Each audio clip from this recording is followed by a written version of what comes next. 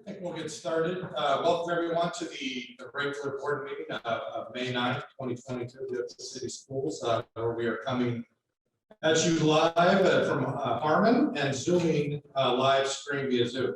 So Tiffany, would you call the roll? Absolutely. Ms. Kawhi? Here. Dr. Middleton? Here. Mr. Wilson? Here. Mr. Schwiegerman? Here. And Mr. Duval? Here. Everyone would please rise and join me in the pledge of allegiance. Flag is on the banner. I pledge allegiance to the flag of the United States of America and to the republic for which it stands, one nation, under God, indivisible, with liberty and justice for all. Thank you. May I please have a motion to adopt the evening's agenda? So moved. Tiffany. Mr. Wilson? Aye. Dr. Middleton? Aye. Ms. Kawhi? Aye. Mr. Schwiegerman? Aye. And Mr. Duval? May I please have a motion to approve the minutes of the April 11th, 2022 regular board meeting and work session? Dr. Middleton? Aye. Ms. Kawhi? Aye. Mr. Schwiegerman? Aye. Mr. Wilson? Aye. And Mr. Duval? Aye. Dr. Ramey, accommodations for public comments, please. Great. We have a couple of guests with us today. One, I don't know that I saw her walk in, but Representative White called today and said that she intended to show up, so she may be here after a bit. Want to recognize her. And also, I have the pleasure of introducing Tyler Rhoda. So Tyler, if you want to come on down. So got to go off the agenda here for the board, and I've done this for a little while, but I'm pushing this up forward. I would like to do item 10A. Item 10A is recommendations made to approve the attached 3-year administrative contract for Tyler Rhoda, Director of Athletics and Student Activities, effective August 1, 2022. He's making it. All right. Pending completion and verification of the required documents, Mr. Rhodes comes to Oakwood City Schools from his current position as an athletic director and dean of students for Dixie Middle and High School. He earned his Bachelor of Arts degree in Phys Ed from or in health from Cedarville University, and his master's in education and educational leadership in the American College of Education. May I please have a motion to approve the recommendation of hiring Tyler Rhoda as described? Second. Tiffany. Dr. Middleton? Aye. Mr. Wilson? Aye. Mr. Schwiegerman? Aye. Ms. Kawhi? Aye. And Mr. Duval? Aye. All right, congratulations, Tyler.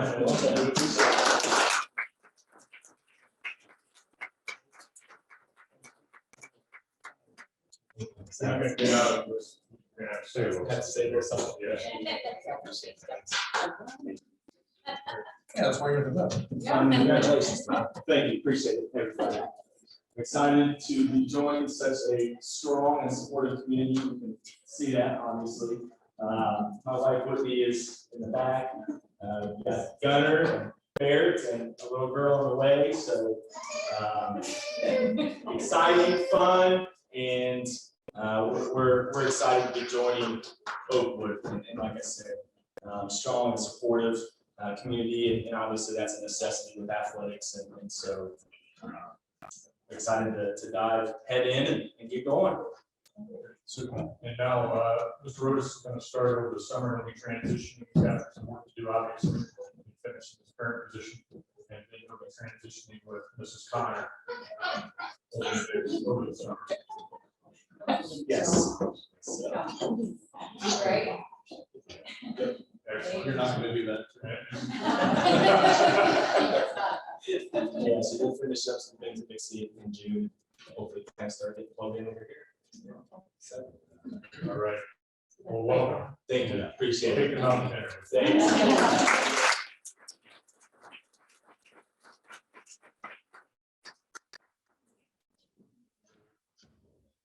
I did see Representative White did make it. Thank you for being here. Hi there. Appreciate it. We have a few commendations here that I'd like to read.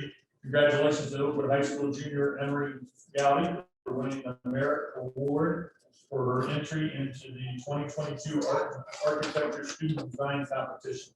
Students in the architecture and civil engineering class at Oakwood High School competed in the annual contest. This year's challenge was to create a welcome center for the West Side Market Space or Maker Space located at the Wright Company Factory, and they were winning the Merit Award. Everyone $500 scholarship. So congratulations. Oakwood how about Iowa Auditor of State Keith Faber recognized Oakwood schools with the Auditor of State Award with distinction. Only 4% of more than 6,000 state and local government entities audited by the state receive this award. So congratulations. That's your team. That's great. Oakwood schools received a clean audit report, and that report did not contain any findings for recovery, material citations, material weaknesses, or significant deficiencies or other financial concerns. So congratulations. Got that over just a couple days. 12 Oakwood junior high students will be recognized this Wednesday at the second semester success breakfast. Teachers nominate their students for contributions in the classroom and for displaying leadership and empathy towards others. There's a list there. That's always a nice event. That'll be on Wednesday morning. Congratulations to the Oakwood High School boys varsity tennis team for winning the SWBL tournament. That was on Wednesday, May the 4th.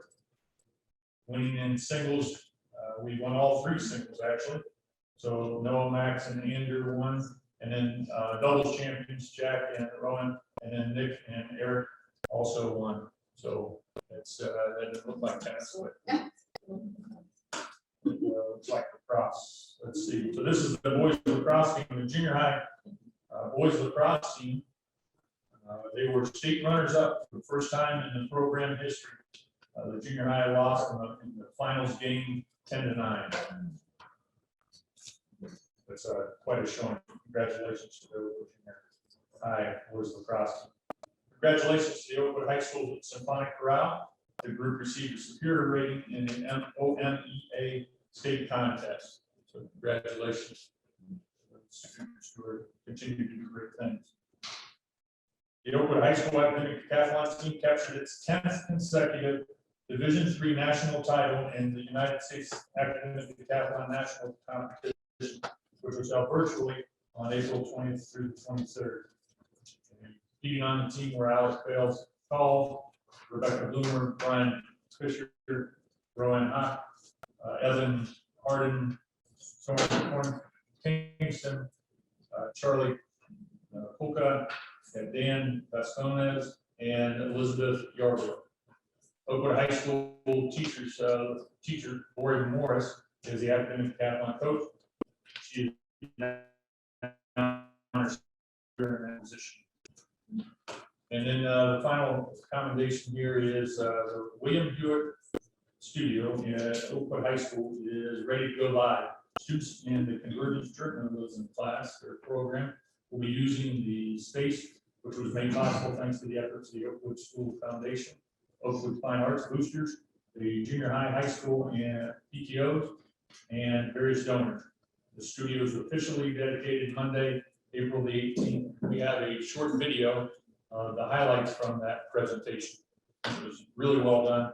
Ms. Jackson does a wonderful job with that program, and this would just give you a highlight of some of the things that were shared. But without the Oakwood Schools Foundation leading the way on this whole deal, wouldn't have happened. So we want to really thank them for this special project. And it's funny when you say yes, it's kind of like a divine intervention thing. Everything just fell into place. So we got partnered up with the Oakwood Schools Foundation, and they said yes, and the Arts Boosters said yes, and PTO said yes, and the wonderful alumni said yes, and then the families of the alumni said yes, and it just more and more, you know, it just all came together. He helped me realize how much the education that I received here to whatever, any success I've had. So to have the William Hewitt Studio, you know, hearing this in this school, in this community, you know, it's just named after my dad. It's a tremendous honor, you know, for our family. I'm happy to meet Dr. Kyle Taney and Dr. Waller, because these are two forward-thinking individuals who said, okay, we'll get the people together and do it. I am honored and touched, and I mean, I'm overwhelmed. Bill, I think because you are, as Dale mentioned, you are one of the greats when it comes to alumni and loving your class and your school. Thank you to the donors, the partners for helping bring this to life. Thank you to Bill for inspiring such a gift and an amazing legacy for the future of Oakwood High School and its students. The Oakwood Schools Foundation for helping support this fundraising effort. Dale Hatfield for his immediate interest and outreach to make this happen. Paul Hewitt for jumping right in to help honor his father. Dave and Beth Crowell, who also supported this effort. We also would like to thank the Oakwood Fine Arts Boosters and the PTO for being amazing partners and helping bring incredible opportunities for our students.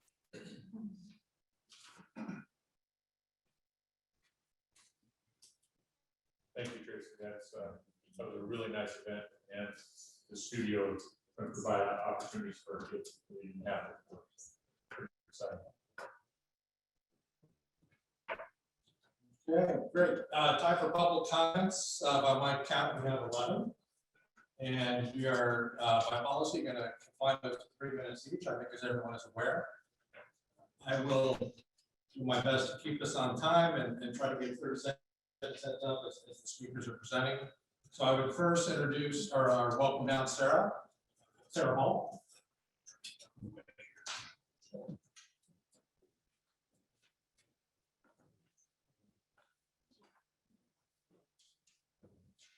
Good evening.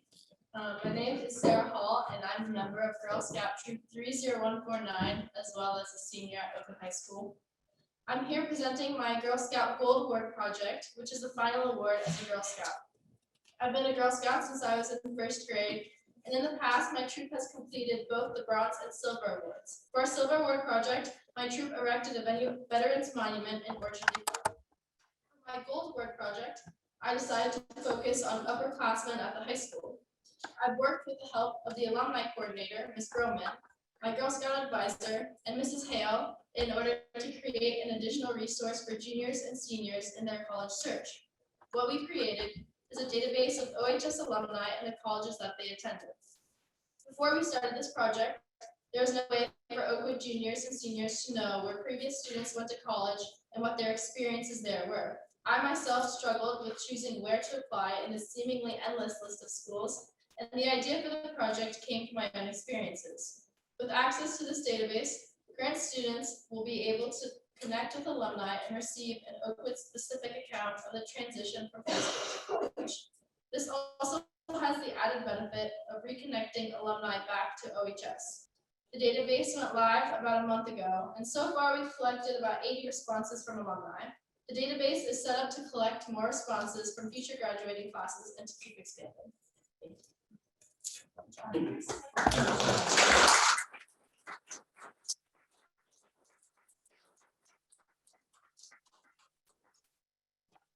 Next up, please, Tammy Whalen.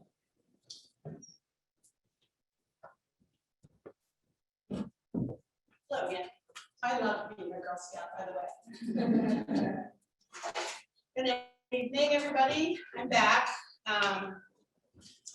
After addressing the board at the last meeting, Todd emailed me asking me to provide him with the names of the 18 families that I referenced as withdrawing their children from the district because of issues with the Oakwood Schools administration.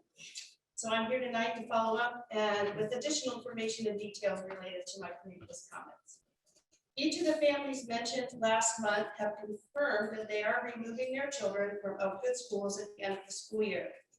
None of them were willing to share their names with the board nor had any interest in meeting with anyone from the district.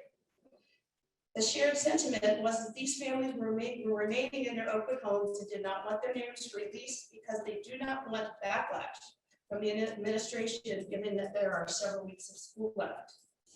The article in last week's Register noted that the number of families fleeing the district is more than double than the original number that I reported last month.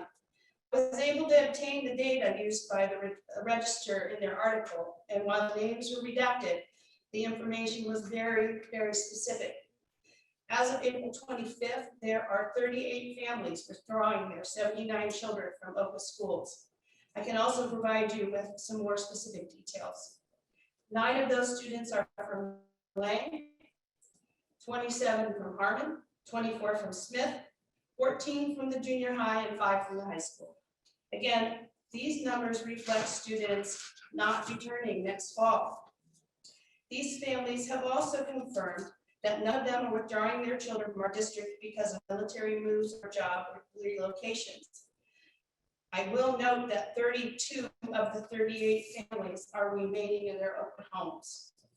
There are an additional 15 families who are seriously considering either moving out of the district or withdrawing their children from our schools because of the schools. As of last week, their families have not officially withdrawn their children from the school systems, but they have toured alternatives. The majority of these families have children at Harmon School. The reason these families cited for withdrawing were covered extremely well by the reporter, but from my, excuse me? 30 seconds.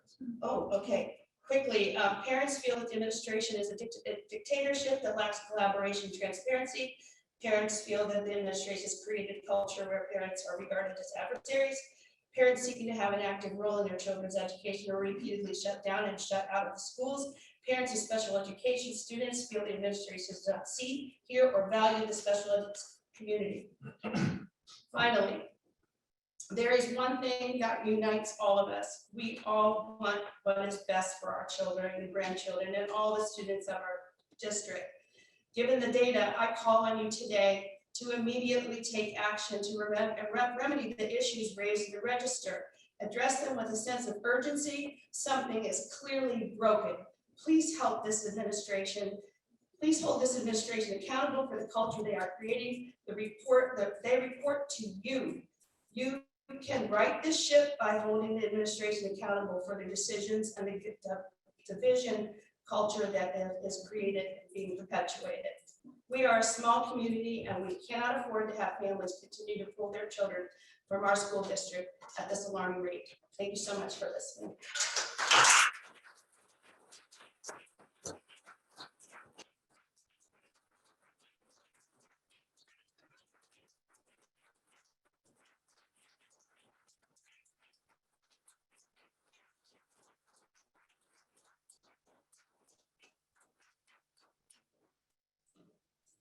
Alan Davis, please.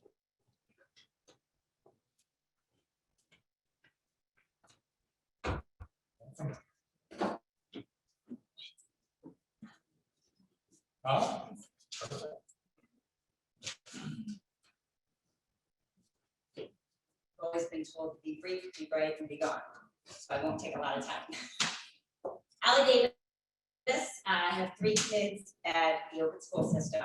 I'm a Harmon family, and I have a passion for the arts. I think it's important. I think it's important for long-term presentation skills and public speaking skills. In fact, recently I had the chance to meet with Dr. Ramey, and they were extremely receptive and wonderful. So thank you. Today I wanted to talk just a little bit about my concern about the growing discrepancy between the Smith music program and the music program. In 2017, I came in 2015. Certainly I had kids that are interested in the arts, maybe not as interested in athletics. And Harmon canceled their choir, which I was very concerned about. I did approach powers to be opportunities, that possibly we could bring in someone, but there was just no time that could be given to this and dedicated to this. It was seen as a babysitting service, and that wasn't something that we're gonna do. Obviously, Smith continued on with their choir and still have it today. They meet in the morning. So that was one thing. Now, if you look at, I know COVID's put a damper certainly on presenting and programs and that, but I do see that as an interface. Oftentimes, working there, maybe the only interface that they have with their kids and school systems. So I really do think it's important. Smith continued on with videotaping some things, they were singing, maybe some kids were playing ukuleles in the hallways. Harmon did not choose to do any of that. Further, the Celebration of Arts, it's coming up at Smith, it's on the 19th, really cool. They're doing The Little Mermaid, and they're going in early, learning choreography, and obviously lots of different parts of the arts, which I think is so cool for kids to be able to do together, especially before they get into junior high, because I think kids do, try to be cool a little bit, and maybe they get a little too cool for performing. Maybe not always. But I know Harmon's confirmed that they will bring back the 6th grade musical. It's a new format that allows for the time constraints that is on the administration. And so we are going to continue to read a children's book. And that's what they are doing this year, and that's what they are going to continue to do. And just as a parent, it saddens me that the Harmon kids won't have a chance to continue the tradition of the 6th grade musical, which the kids loved. And I think it taught them a lot of life skills. And I think there was just a lot of pieces. So anyway, I just wanted to share with you, I think it's an opportunity that we could come up with some ideas, whether it's a parent that could help out to continue these traditions. But I do hate to see the Harmon kids be at such a disadvantage in the arts, especially when Flourish is going on and so many cool things that is ahead for Oakwood. I hope these kids get a chance to participate. That's it.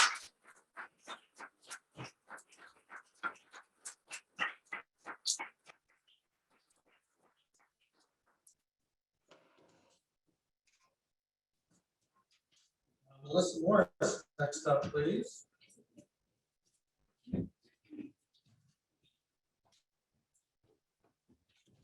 Sorry, I brought paper. For those of you that don't know, my name is Melissa Morris. I'm a 1994 graduate from Oakwood High School. When I graduated from Oakwood High School, I couldn't wait to leave the dome and find out what the world had to offer. I mean, believe me when I say it, everyone wanted to leave and spread their wings. I graduated from Miami University, and my husband Kirk and I settled in Mason, Ohio. Mason was absolutely beautiful with its Atlantic boulevards, new construction homes, stellar school systems, and high-end. It was everything we wanted for kids. As soon as our firstborn started kindergarten, something just didn't seem right. Something was missing. And what more could we need, right? As it turns out, my heart was aching for my small town community and having to teach them. I then found myself on my computer daily trying to find a house that suited our needs. The other part of this equation was convincing my husband to move his business to my small town. I'm pretty sure you know how story, happy wife, happy life. We moved our family to Oakwood in 2014. Our oldest in 3rd grade, my heart was full, and my husband was understanding why Oakwood is so special. It is for the tradition that differentiate this community from every other community out there. It is the parent involvement and opportunity to work alongside our children.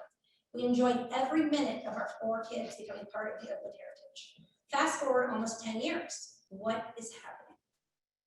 Where's our sense of community? The only thing that Oakwood offers different from every other community is the small town and ability to walk to school. Everything is being taken from us, everything. No surveys, no parent feedback, no explanations. I stand here in front of you, some of you Oakwood grads, and ask, what brought you back to Oakwood? What is your favorite memory from your past? Why are you here? For me, it was the hot dog lunch. The hot dog lunch was a celebration of the end of the year. It was pure joy to run around with friends and eat lunch picnic style on the front lawn of my school. I mean, what other school does that? I also love field day. I've always been an active parent volunteer as well as a member of the PTO. I understand it's easy to get rid of these traditions. They require more energy, manpower, and organization. But you are stripping Oakwood of what defines this community. You are hurting these students and these families. There's absolutely no reason why parents cannot be back in schools. Who is really benefiting here? Before COVID, all of these traditions were in place. Now they have been stripped from us with no explanation. If we are one Oakwood, why do our elementary schools not mimic the junior high and high school? Why do our elementary schools not mimic one another? It sure doesn't feel like a united front to me. Thank you.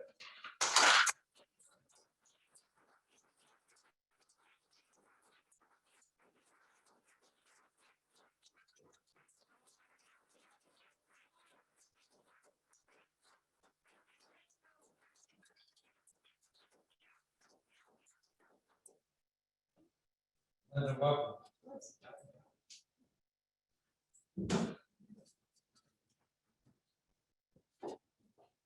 Thank you.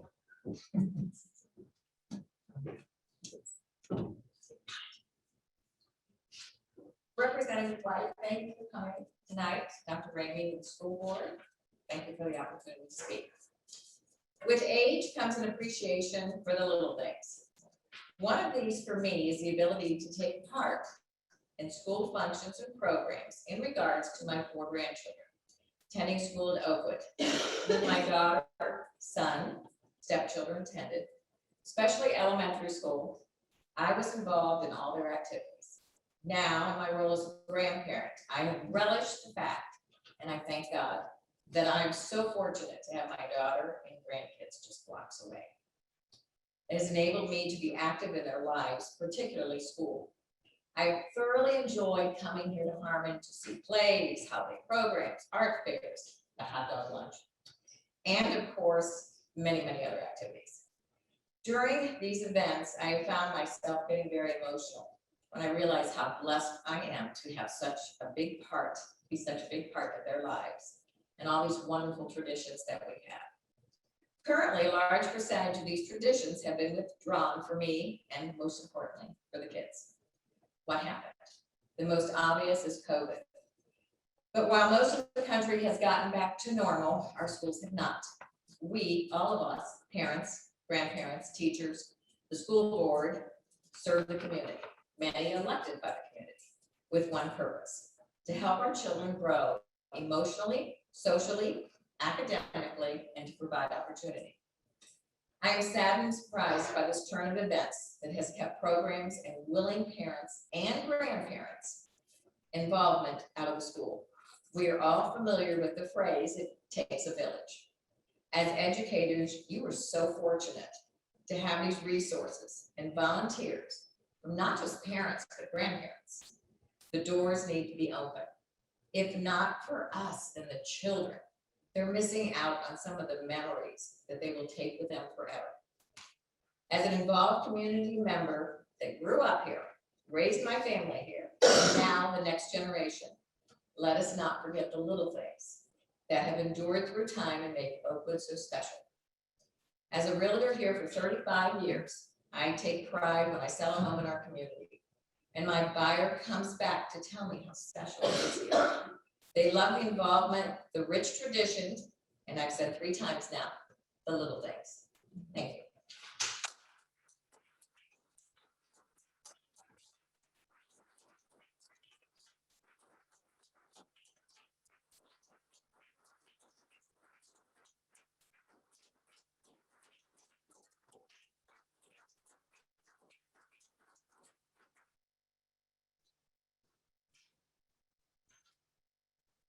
Next up, Christy Hebner.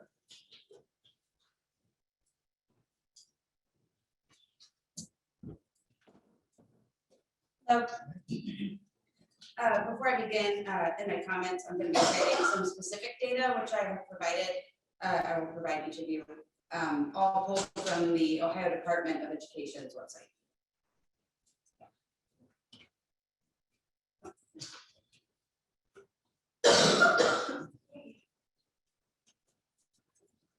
Okay, good evening.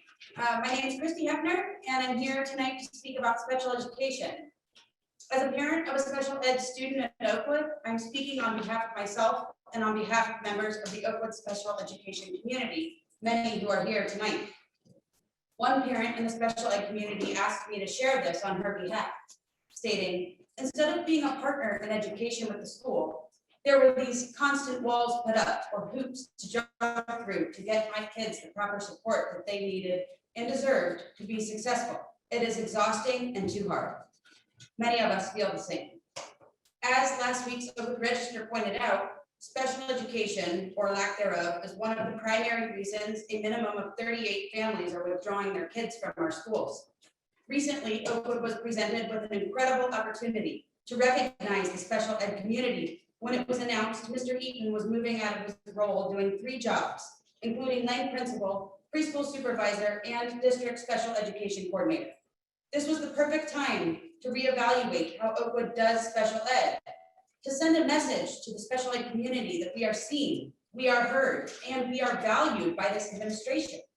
Instead, and despite extensive community input and many members of this board running on the platform of increasing special education services, this administration chose to tune out our voices, not to take that opportunity to create a devoted special ed coordinator position. Instead, they hired a special ed coordinator who will, once again, also be tasked with running a kindergarten. I'm not sure if there's a greater slap in the face to the Oakwood special ed community. There is not one other district in this area or a district of comparable size to Oakwood in the surrounding proximity that does not have a devoted position for special ed coordinator. Furthermore, from 2016 to 2019, the last year we received state report cards, Harmon Elementary, where my kids attend, received an F on the Ohio State report card in progress for students with disabilities, an F, which means special ed students are not growing in any meaningful measure from the beginning of the year to the end of the year. I don't know about you, but if my children ever come home with an F, we immediately examine the root cause and make changes. Yet this administration, given the perfect opportunity to allocate more resources to special education and serve these students, declined to do so. Why? Our special ed teachers are wonderful. This isn't a teacher problem, it's an administration problem.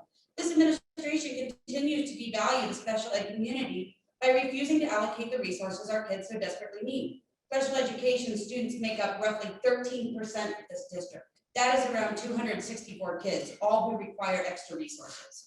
Wow. Next academic school year, every district in Ohio will be expected to implement new measures to comply with the dyslexia law passed by Governor DeWine.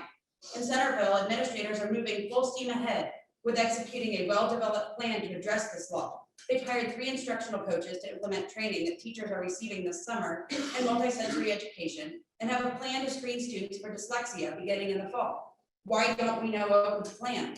Is there a plan? How will you be ready to hit the ground running in the fall to screen and then serve the 20% of the general student population who are dyslexic? I've experienced firsthand the negative impact of having a special ed coordinator also run a principal. During my process of advocating for services, I was often put off for 5 days between communications, and at one point, Mr. Eaton wrote, and I quote, "I apologize for the delay in my reply. Kindergarten screening ended up consuming my week last week. Because Oakwood lacks resources to serve my child, I'm paying $600 a month in outside therapies. And to be honest with you, without this outside therapy, he wouldn't be able to function in a typical classroom." Christy, you're minute over. Just wrap. Okay, I'm wrapping up. I know too many families are doing the same. In conclusion, I want to reiterate that my comments are not in any way a reflection on the special ed staff. To the contrary, the special ed staff has been amazing, and I know they truly do want to help. But how can they when they aren't given proper resources? This administration is tying their hands, and our kids are suffering because of it. When I asked Dr. Rainey to reevaluate special ed at Oakwood, he responded, and I quote, "This model has been very effective for the last 8 years." He's content with the status quo. Part-time special ed coordinator and a grade of an F. How are you content with business as usual? How many more families need to leave for this board to intervene? Our Oakwood model is clearly broken. Inaction on this speaks volumes to the community. For the sake of all children in our district, the most vulnerable students in this district, please fix it.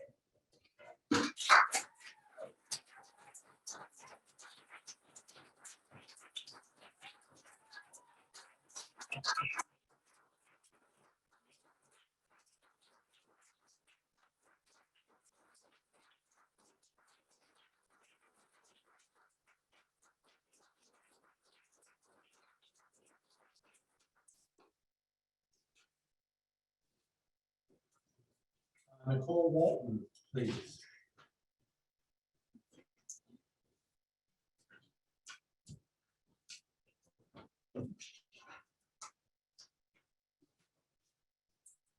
Hi, hello, my name is Nicole Walton. I have 3 children in the district, a high schooler, middle schooler, and 1 at Smith. I'm also the owner of NGU Wellness, a private practice mental health therapy office, which serves members of the Oakwood community and beyond. I'm here to speak on behalf of my fiance, Jeff Sellers. Hopefully you saw the article in the Oakwood Register this past week about the work he and I are doing around the topic of mental health awareness and advocacy. As you know, Mr. Sellers worked in the Oakwood School District for almost 20 years and is a current resident with children and future stepchildren in the district. During his time as an educator, he received excellent teaching reviews. As a parent in the community, I can attest to the fact that Mr. Sellers is a well-respected teacher who parents speak very highly of. When we are out and about, former students and parents frequently say, "Hi, Mr. Sellers," with great enthusiasm and pleasure at seeing him. He was diagnosed with bipolar disorder in 2013 and over a period of years struggled to accept and learn to manage his mental illness, which is not uncommon and especially difficult to do with what would be considered a late onset diagnosis. In the fall of 2020, he had a manic episode during the time his illness was untreated and which led to out of character behavior consistent with bipolar diagnosis. He went to Smith Elementary and sat on the bench out front. He spoke to no one and was not approached by anyone at the school or asked to leave. The school notified the police and he was indefinitely trespassed by the school district. The no trespass order has made it not possible for the past 1.5 years to attend any school-related functions or extracurricular activities. He's missed basketball games, orchestra concerts, track meets, and on, you can imagine. And is about to miss several milestone events, including his son's 6th grade graduation from the school building he worked in for 17 years. For the past 1.5 years, Jeff has worked incredibly hard to learn how to manage his bipolar diagnosis, including understanding the importance of medication compliance. Those with bipolar disorder with proper treatment and support and education can learn to lead normal and healthy lives. After a year of focusing on his wellness, Jeff contacted Dr. Ramey and respectfully asked for the no trespass order to be lifted and was told no. It's 6 months later, we're still not able to attend school function as a family. It's devastating to not be able to attend and be exiled from a place where he served his community working with other children for 17 years and now not able to participate in his own children's education and extracurricular activities. I do not believe it is in the best interest of our children or the district for the no trespass order to continue. It does not send the right message. It's not a message of inclusion. It's not a message of acceptance, and it's not a message of support. Additionally, it does not align with the court finding in a related parental no trespassing case in which it was found that parents have a legal right to access their child's school and have an interest in observing their activities. In this case, it was found that the school district failed to provide a justification for banning a parent indefinitely, and that they also violated due process to not being able to appeal the trespass order. There are many conversations in the community about the importance of increasing mental health awareness and reducing negative stigmas. This is an opportunity for the district to show with action that they are in fact inclusive and willing to talk about the real issues and the real ways in which mental illness affects people's lives, including their families. We believe that in being open and sharing his story, we can help others in similar situations to not feel alone and can avoid making some of the same mistakes, even former students. I'm not naive to the challenges associated with managing a bipolar diagnosis. I've worked in the field of mental health for 20 years. Prior to starting my private practice, I worked at Dayton Children's as the clinical manager for the therapy teams and helped open the inpatient behavioral health unit. I cannot guarantee how anyone will choose to behave in the future, any different than anyone else. But I can attest that I've never seen someone as committed to Jeff as learning how to manage their mental illness. Our business recently received a request from the district's social and emotional learning facilitator to participate in an upcoming community resource fair at Oakwood High School. This event is a great opportunity. The no trespass order blocks Jeff from being able to attend. He's the business manager of NGU Wellness, and I would love for him to attend. He is positioned to support the community in a way better than most of us are able to. My request as board members is that you work to establish policies, but if they're not already in place, around how no trespass orders are handled, especially in relation to mental health issues. Is there an appeal process? If so, can there be a process when an indefinite no trespass order can be, there can be an appeal process for that if they're able to demonstrate ongoing wellness. I ask you to consider the negative impact on children's development when active parents are indefinitely trespassed from school property. May is Mental Health Month. The school district wants to be involved in providing education about mental health. What better way can the school district show their commitment to mental health awareness and advocacy than by supporting a former staff member and community member on their journey to wellness and helping others? Thank you.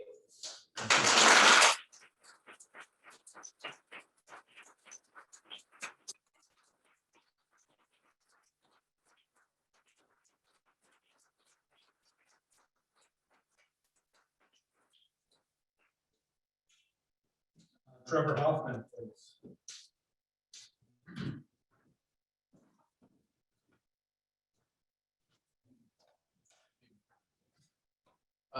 I spoke at the September board meeting last year. Trevor Hoffman, not the Hall of Fame relief pitcher, as my namesake, but I do have something to present that may come across as a bit of a curveball from what I discussed last time.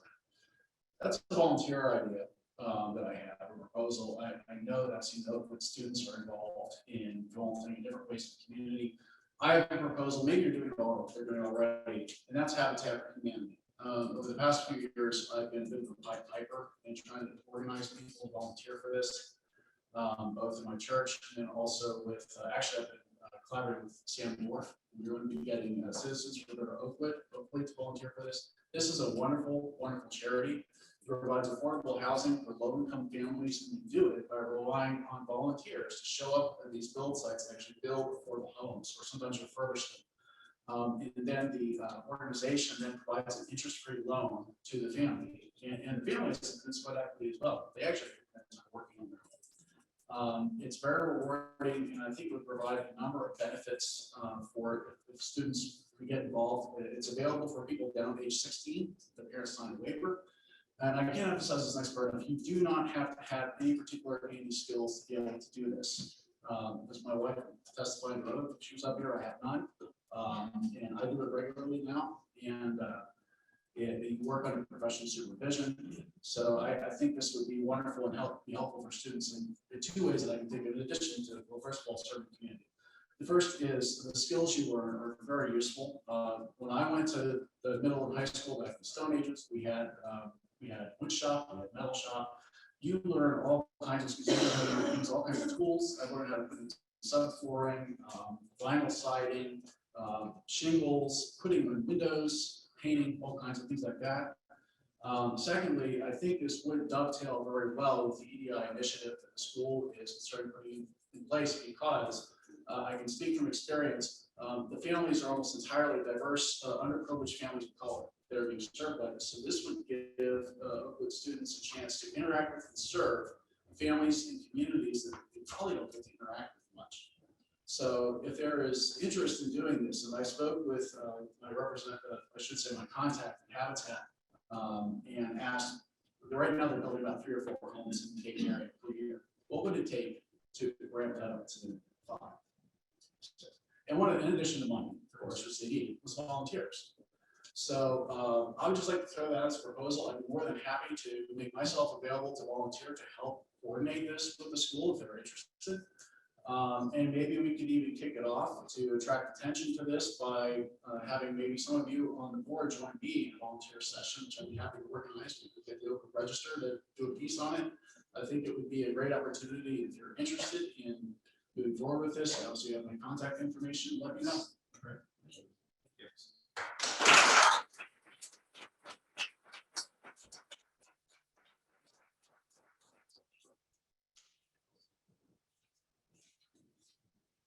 Meredith Spitzmiller.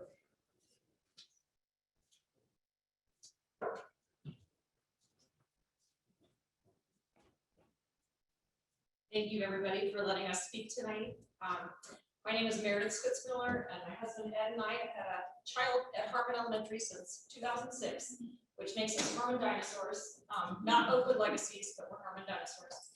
During that time, we've seen many changes in the building, staff, the community, and changes necessary. But so are traditions, and I mention this because our current 6th grader has seen her 3 older sisters enjoy and describe several wonderful programs to her, but she has not been able to experience any of the following, all of which have been previously featured in Oakwood's quality profile. The 6th grade musical, singing and music class. It's my understanding that they have not yet sung anything this year. I appreciate the COVID concerns, but I feel like there's a workaround somehow. They haven't learned the Oakwood alma mater. That's something, I have 4 girls, there's a lot of singing in our house, but it's something that when one of them starts singing, the other ones join in, and Reed is kind of lagging behind because she hasn't learned it yet. Handbell choir, which not only teaches kids about music and performance, but also allows them to go out in the community, provide community service. They visit nursing homes as well as other schools in our district and perform the handbell shows for them. 5th and 6th grade assemblies, obviously COVID, but Smith School has worked around that, has sent recordings out to the families, and we here at Harmon have not seen any of that. Dharma Day, again, I appreciate the COVID concerns with having the kids go into another classroom, you know, all across whatever. But surely there could be a workaround where the kids could just do it, maybe somehow do it outside. I don't know, it just seems like an option could be presented. Science fair, spelling bee, both of which obviously present huge academic programs, but also teach kids to learn to stand in front of a group of people and speak and present themselves. The Shakespeare Festival, that's an oldie, personal favorite of mine, used to happen on the front lawn at Harmon. The kids were reading Shakespeare, performing Shakespeare, coming up with costumes, little mini sets, doing a whole little interactive workshop on Shakespeare, if you will.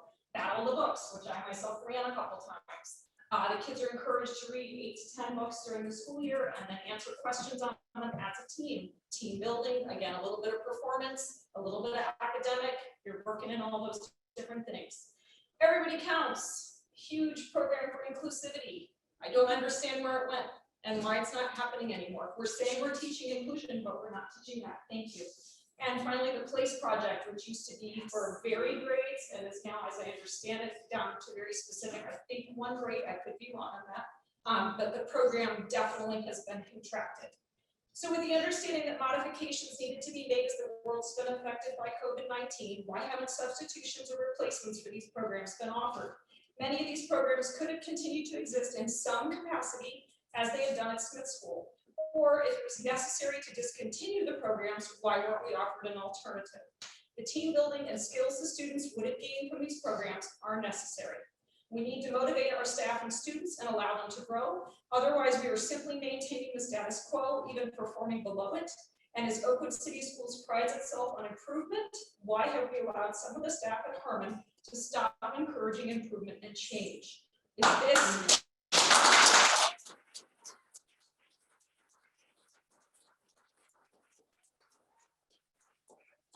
the question, is this doing what's best for students? Thank you.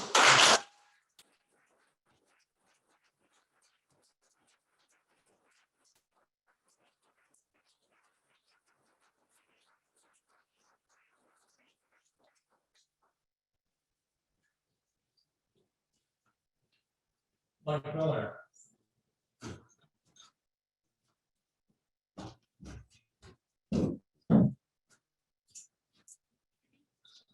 Good evening, everybody, board included. I'll keep my own time. Thank you. I did want to come down and actually talk about what a great year this has been for the Oakwood School District, that we were able to stay open and in person the entire year, as we did for the 2.5 years that this COVID pandemic struck us. We had incredible achievements that we saw tonight, the academic team 10 years in a row.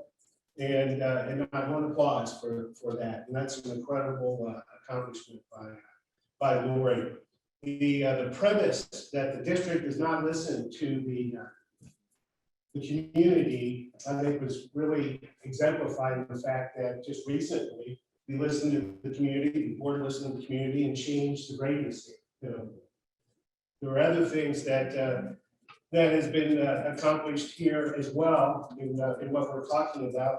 The graduation is coming up here in June, and there's incredible accomplishment within that class as well. I'm not saying that everything is perfect, but the premise that this board of directors and the administration are not encouraged to be their best or do their best, I think is somewhat of a misleading indicator. And the fact that the board gives the public chances to speak like this is something that is indicative of it. I'm sure there are better ways in which we can communicate with each other.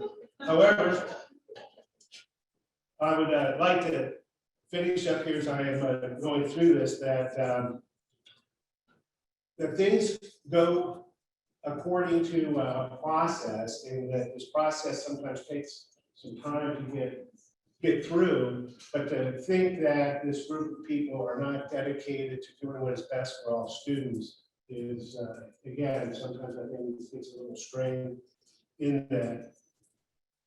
The accomplishments of this district, again, of something to celebrate.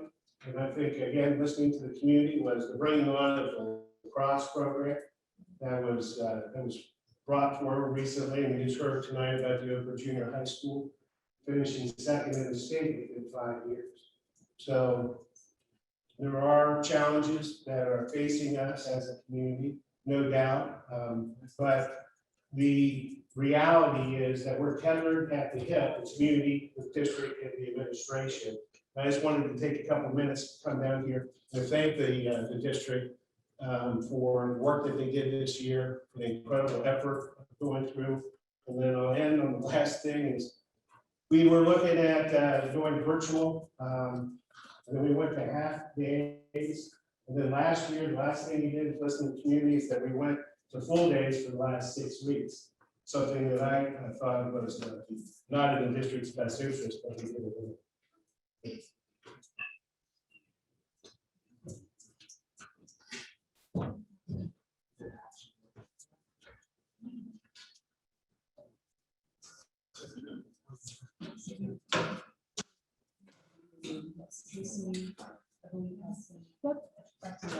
Brad, I think we have you queued up, coming in via Zoom.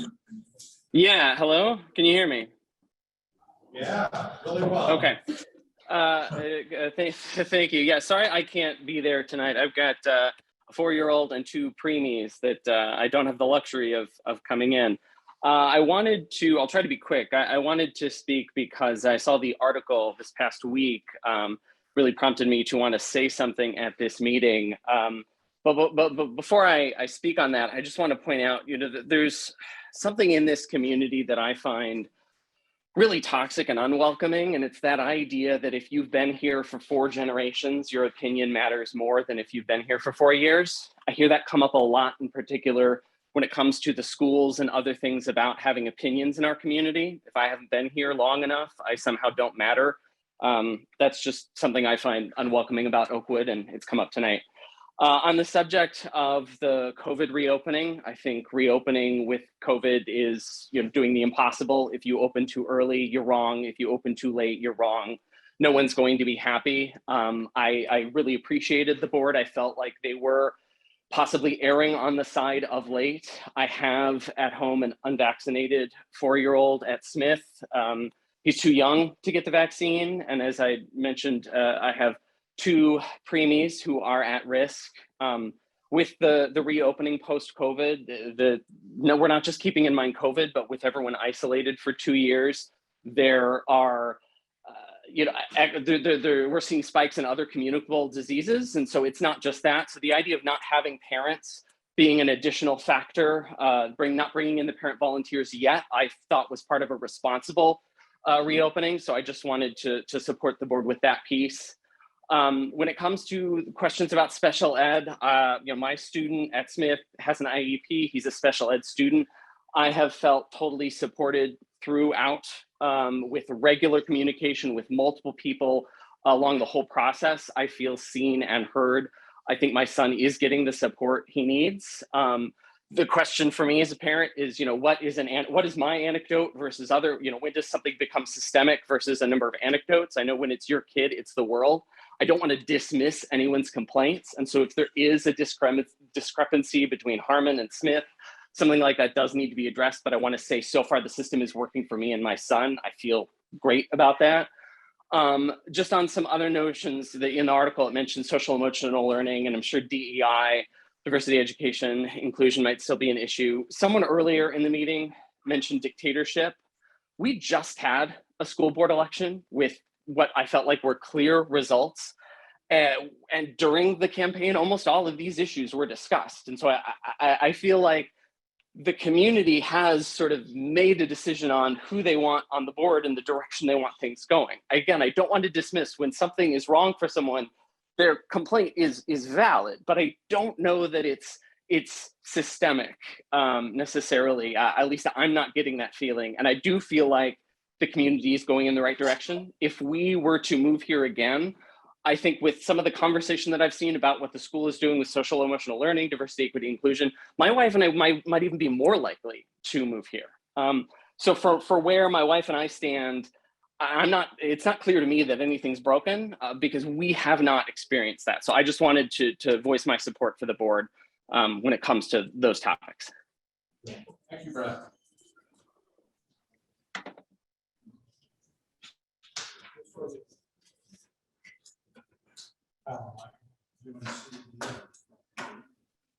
It was pointed out in the chat, something about me not having a child in the schools. And I, as I mentioned, I do have a child in the schools and I have 2 more who will be coming up. Thank you.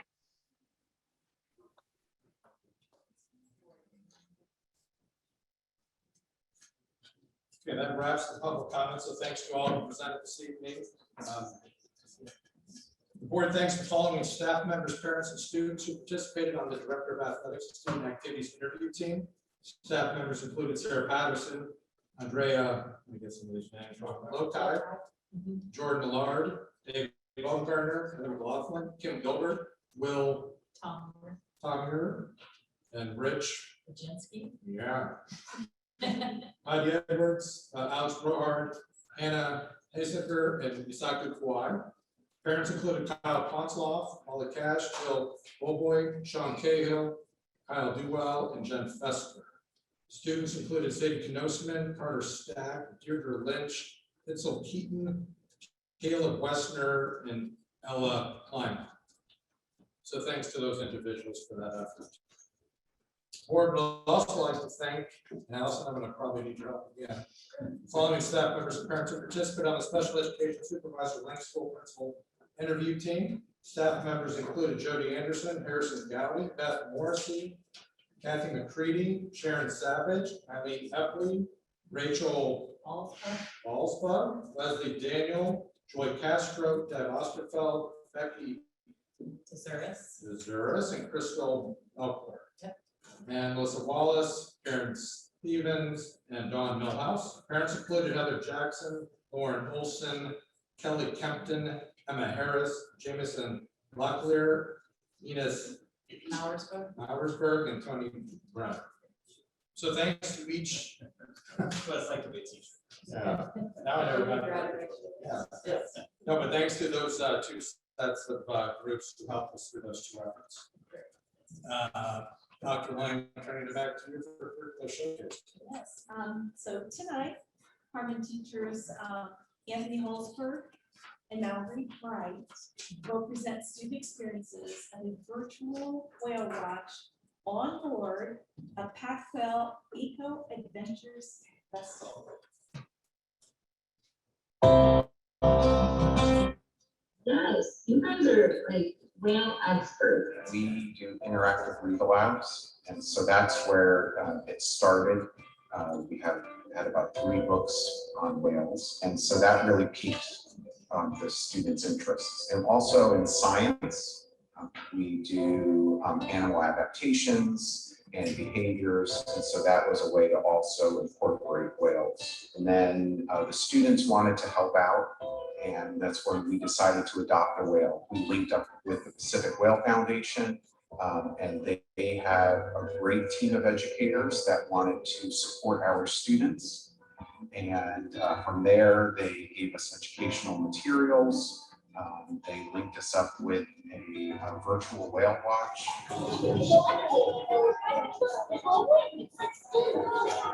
And from there, the Pacific Whale Foundation really led us in learning more about our whales. each class was able to adopt their own whale. And so we were able to get some unique information about ours. So the students were really excited about their whale. So our whale is Midor. He is a albino whale, and he is the number 1,210. He has like scars on his tail. So he lives in Ecuador. He's a humpback. They weigh 70,000 to 80,000 pounds. And one of the projects was a Jenga game, and the students had to draw cards. It can be bad, good, or neutral. Like, so if it was bad, you take blocks from the bottom, but if it was good, like, you know, to be top, you take the blocks away. Depending on the situation, it could be like oil in the water, take 3 blocks away. Or it could be like the Pacific Whale Foundation, save the era, take 3 from the top. Or it could just be you breeding, do nothing, or slept or something. And so they really wanted to keep their whale alive. The blocks represented the whale for their class. So I think some classes were able to keep their whale alive. Some blocks tumbled, but that is part of the life experience that they were able to see and enjoy. So when we look at life science, you see how we're interconnected. So even though in Ohio, we have a responsibility to be good citizens to our planet. So the students are obviously interested in all sorts of animals and things that we do here by plastics and pollutions. If they should get into our streams, then they get into the rivers, which make their way into the ocean, which impact marine life. That could be all the way in Hawaii. So yes, here in Ohio, the students understand that they have a role in our planet. It was really a wonderful project through the Oakwood Schools Foundation with the PTO to support our students. So I think it's something that was very memorable for me. So we would like to continue this partnership. It matches up very well with our curriculum and our standards for science and ELA. So we think this would be a great thing to continue.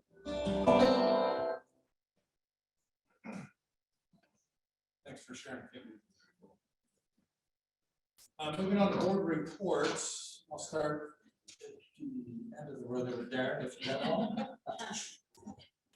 I only have one short one this evening to let the board know that the technology committee met on April 18th, and continuing on with our guiding questions and practices this year, we focused that meeting on honing related technology goals and identifying the areas in the district that we need to kind of really hone the software we use or the products that we use and how we use technology in the schools, and to really think about those very ways that different technologies play and incorporate with each other. There'll be another meeting coming up, and I'll continue to give some updates. Lauren? I had a chance to meet with Tom Pingle since the last few days to talk about some things regarding athletics research. Hoping I'll be able to spend one of their meetings. So I can learn a little more about what they're doing. I'll have more to share next. Sorry, what did you say? Can't hear you at all. I met with Sean Cahill, who is the president of the athletics research, and listen to some things that he had to say and some questions he had, and that's pretty much it. Laura? Yes, yes, I'll try to speak loudly. So from Harmon PTO, so I reached out to the PTO president, vice president, and they said the teacher appreciation week went really well. The teachers enjoyed food and special thing every day, which is great. The grand affair is coming up on May 19th, so that's great. And the PTO has been overwhelmed with volunteers, so they actually had to add more spots. So, and I think last time I checked, I think all the spots were full, even those extra ones. There will be a garden cleanup event coming, and the PTO is looking for volunteers for that too. The Dayton Dragons PTO fundraiser is June 5th. They're encouraging everyone to go to that. And then, I thought this is pretty exciting, PTO is looking forward to bringing back trivia night this fall. So, I always think that. As far as the Smith PTO, the PTO president told me that there were a couple of really nice events that just wrapped up. They had a successful first children's flea market in May, so that was great. They also had their Smith night at the Dayton Dragons game. They sold around 200 tickets. Upcoming, they will be doing a bake sale on the front lawn to support CODA and selling a ton of ice on the last day of school. And so Justin Miles is the president, and he's finishing up the school year. And Abby McPherson will be taking over as president next year. As far as the Oakwood Junior High and High School PTO, Darcy is the president, and she told me that it's been very busy. Last week they were busy with teacher appreciation, and that went really well, with really creative things, and it was fun for everyone. And then prom happened, and then after prom happened on May 7th, just this last weekend, and they're planning for senior breakfast, and the PTO is also helping out with the JH Junior High Challenge Day, which is being brought back after 2 years. And the Junior High Success Breakfast is next week. In their last meeting, and they will be awarding the Bev Johnson Volunteer of the Year Award to Stephanie Egan, which is great. And then the last meeting is Thursday, May 12th. Thank you. John? I have two. First one is from the Oakwood Alumni Association. They are communication-wise, they're trying something new with gathering information from the alumni newsletter. You'll see that they're going to be sending out a Google form to streamline newsletter submissions. This will also include fields for updated contact information, so please fill that out if you're an alum. They're also going to up their social media game. They have participated in an Instagram challenge along with Oakwood Schools to have implemented the use of Reels and more to increase engagement. Also, they are working with reps and class websites to post reunion details of upcoming and to update info and missing classmates. In terms of projects from the Alumni Association, actually Sarah Hall is doing some really good work, and she did a great job presenting here tonight. Reunions, assisting in the planning of one summer and many fall reunions is going on now, working with the OSF on class donations, and they are currently in the phase of updating information and helping class reps with locating classmates. So if you know any lost classmates out there and they're not connected, please help them find their way home. Fundraising, the William Hewitt Studio dedication took place on April 18th. Bill Hewitt, Dale Hatfield, and many other friends and family were in attendance. The broadcast studio is very exciting for students and an excellent space to keep up to date with the broadcasting trends. It is housed in Kelsey Jackson's classroom, and they encourage everyone to go and visit or check it out on social media for photos. And actually, I just went there this week, and it really is, or last week rather, and it's really something we've seen. And it's also in partnership with OSF, the Howard Sales Scholarship, Alumni Band Room, class gifts, and Flourish Communications and efforts continued. And now for the Oakwood Schools Foundation updates. Stand Up and Cheer, the Oakwood Schools Foundation annual donor appreciation event, Stand Up and Cheer, was held virtually on April 28th. It was an opportunity for the foundation to express gratitude to its donors and to show all of the exciting things they've been working on in the past year. And you can actually go to the OSF website and see all those things. They have a nice video. Philanthropy 101 efforts are underway to endow the popular Philanthropy 101 program at Oakwood High School. The program has connected hundreds of students with local area charities to learn more about the work and the value of giving one's time, talents, and treasures back to the community. The foundation is excited to be able to provide the opportunity for generations of Oakwood students, and you can learn more about that effort also at their website. Broadcast studio dedication was April 18th. The William Hewitt Studio was formally dedicated And the Oakwood Schools Foundation wants to thank the Oakwood Alumni Association for its very active participation. It's great to see cooperation there, and as well as members of the administration who were on site for the formal dedication. It was an amazing event and brought together classmates and families in a really touching way. The foundation is always looking for opportunities to bring to life the ways that Oakwood community wishes to honor and memorialize their time at Oakwood schools, while also giving the future generations of Oakwood schools. Flourish campaign, a generous Oakwood alumni couple, along with friends of the community and the foundation, have generously offered to match gifts to the Flourish campaign up to $500,000. This includes for multi-year pledge commitments. The match has recently been opened to apply to every gift, and $350,000 matching dollars remain. Matching dollars apply to the full Flourish campaign. Each gift will give double impact per the donor's wishes. The match cannot place to name commemorative spaces. So if you're interested or know someone who is, or have any questions about this, please contact Brandon McFall of the foundation. They are also pleased to report that they have successfully raised $5.77 million of the $8.8 million goal of this as of the time of this report. The generosity of Oakwood families and friends and alumni has been the core component of our fundraising success. Oakwood is a unique and close community, and in respect of that history, and in addition to individuals, some donors are choosing to recognize their multi-generational families, family members, class years, and other special teams. An example of one of the special efforts is being led by Kathy Dalrymple, an Oakwood band alumni and current band president or current band parents. This is a special effort to name the band space the Alumni Band Room. If you are interested in more information, please feel free to reach out to Katie or Brandon McFall at the foundation. And due to all the continued success and building momentum, they are very excited to share that groundbreaking is slated for yet this year in 2022 in December.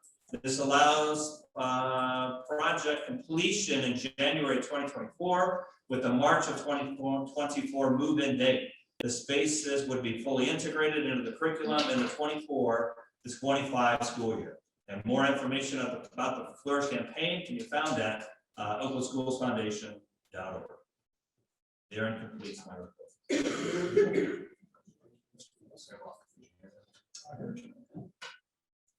Budget and finance. Item A is a recommendation. The recommendation is made to approve the resolution declaring it necessary to levy a renewal in excess of the 10 mil limitation. You have that attachment in your board packet.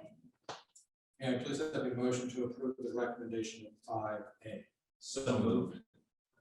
Good luck. I'll second.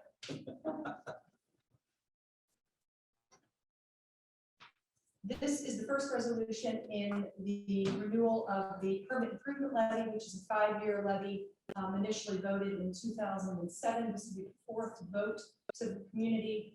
It provides roughly $500,000 for our capital fund here in the district for things like windows and roofing and vans, technology, those things that have a life expectancy of 5 years and beyond. And so, like I said, this is a renewal levy, no increase in tax. This is the first hearing, or this is the first resolution. Should it pass this evening, we'll bring it back in June. At that meeting, that would be the motion that we formally placed it on the agenda for November 8th. Thank you. Mr. Freeman. Aye. Mr. Wilson. Aye. Ms. Kawhi. Aye. Dr. Middleton. Aye. And Mr. Duell. Aye. Item B is a recommendation is made to approve the change order number 12 for the master facilities plan phase 1. You have that change order in your packet. Motion please to approve the recommendation of 5B. So moved. Second. Mr. Wilson. Aye. Dr. Middleton. Aye. Ms. Kawhi. Aye. Mr. Freeman. Aye. And Mr. Duell. Aye. Item C is that the recommendation is made by the treasurer to approve the summer pay rate schedule effective May 1, 2020 for the attachment, and you have that in your packets. And a motion please to approve the recommendation at 5C.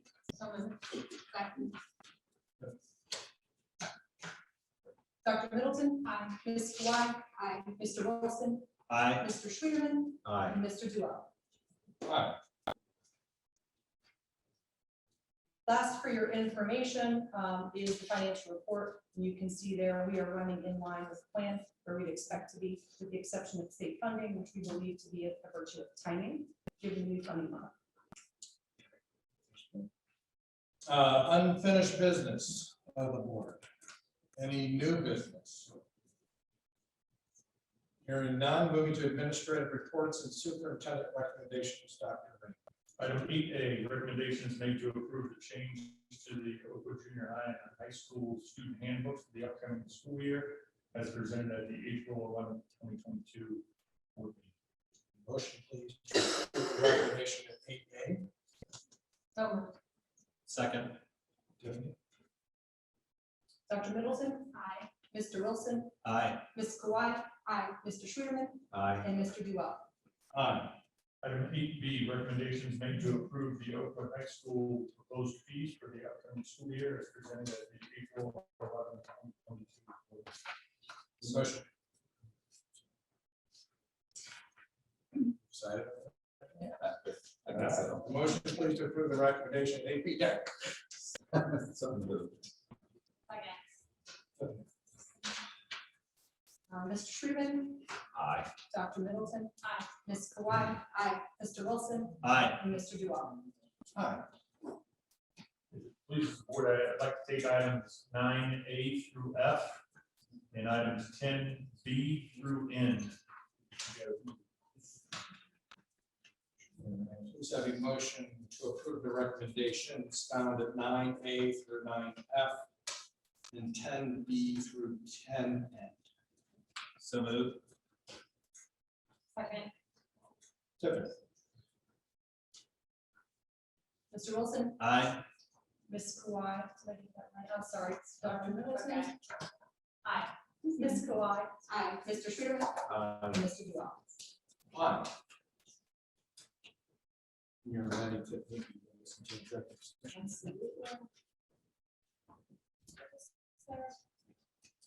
The recommendation is made to enter into executive session for the specific purposes of considering the appointment, employment, or compensation of public employees or officials and negotiations.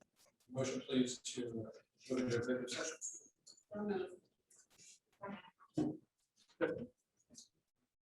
Ms. Kawhi? Aye. Dr. Middleton? Aye. Mr. Schwederman? Aye. Mr. Wilson? Aye. And Mr. Duell. Aye.